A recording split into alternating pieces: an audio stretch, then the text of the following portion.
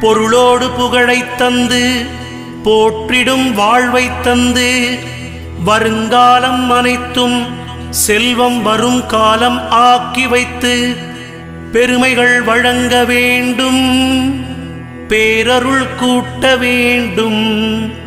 அருள்மிகு குருவே, உன்னை அடிபணிந்து வணங்குகின்றேன்.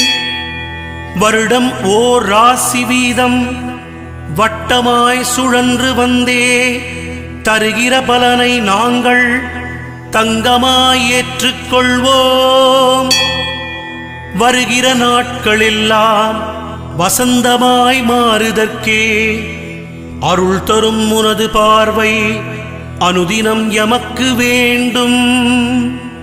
குருவே, நீ பார்த்தால் போதும் கோடியாய் நன்மை சேரும்.